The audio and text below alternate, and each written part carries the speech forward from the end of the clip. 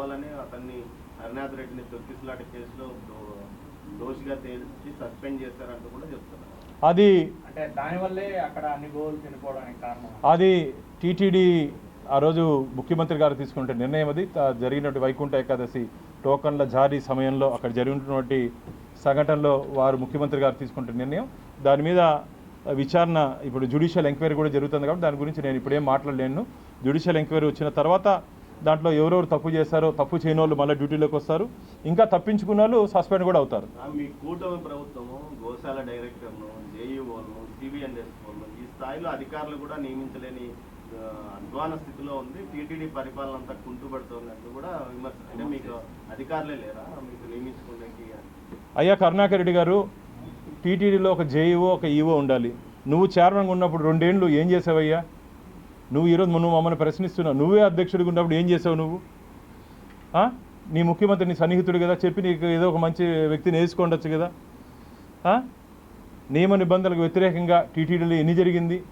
81 మంది సభ్యుల్ని జగన్మోహన్ రెడ్డి నియమించినప్పుడు నువ్వు ఆ రోజు నిలదీసి ఉండాలి ముఖ్యమంత్రిని. జగన్మోహన్ రెడ్డి గారు తప్పు, 31 మంది ఉండాలి, మీరు 81 మంది ఉండకూడదని చెప్పి మీరు నిలదీసి ఉండాలి. ఆ రోజు మిమ్మల్ని నమ్ముంటారు శ్రీవారి భక్తులు. 2020 ఆగస్టులో శ్రీవారి నిధుల్ని దారి మళ్లించేటప్పుడు స్టేట్ బాండ్స్లో ఇన్వెస్ట్ చేసేటప్పుడు ఆ రోజు నిలదీసి ఉండాలి. ఆ రోజు మిమ్మల్ని నమ్ముంటారు.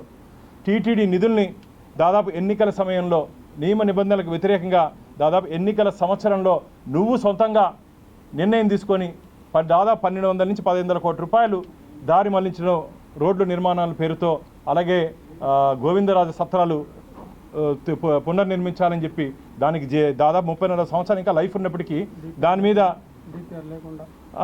మీద నిధులు ఖర్చు పెట్టడం ఇవన్నీ సమంజసమా? గురిగింజే సామెత మాకు దయచేసి మీరు చెప్పాల్సిన అవసరం లేదు. మీరు చెప్పినట్టు కొన్ని అనివార్య కారణాల వల్ల ఒకవేళ నియామకాలు ఆలస్యం అవుతుంది, కానీ మీ మారిగా 2-3 సంవత్సరాలు ఒకే అధికారికి పెత్తనం ఇచ్చి మేము ముందుకు చేసుకుపోయే ప్రభుత్వం మాది కాదు. ఇంకోటి అన్నారు ఆయన పవన స్వామి అంట. ఏం కరుణాకర్ స్వామి మీకు ఎందుకు పవన స్వామిని ఇట్లా మీకు నిద్రలో కూడా పవన్ కళ్యాణ్ గారే గుర్తొచ్చేటట్టున్నారు మీకు? ఎందుకు స్వామి కరుణాకర్ స్వామి మీకు? మీరు ఏదైనా పవనమాల వేసుకోండి, హ్యాపీగా ఉంటుంది. పవనమాల ఏదైనా వేసుకోండి, పవన జపం చేయండి, మంచిది, పుణ్యమన్నా ఉంటుంది. అంత అవహేళన చేసి మాట్లాడాల్సిన అవసరం లేదు. అంత అవహేళన చేసి మాట్లాడాల్సిన అవసరం లేదు నేను భావిస్తున్నా. ఎందుకంటే వారు ఏదో సనాతన ధర్మం కోసం చెప్పారు పవన్ కళ్యాణ్ గారు, దానికోసం అంకిత భావంతో వారు చేస్తున్నారు. త్రికరణ శుద్ధితో పవన్ కళ్యాణ్ గారు చేస్తున్నారని చెప్పి మేము నమ్ముతున్నాం. కేవలం ఓటు బ్యాంకు రాజకీయాల కోసం మీరు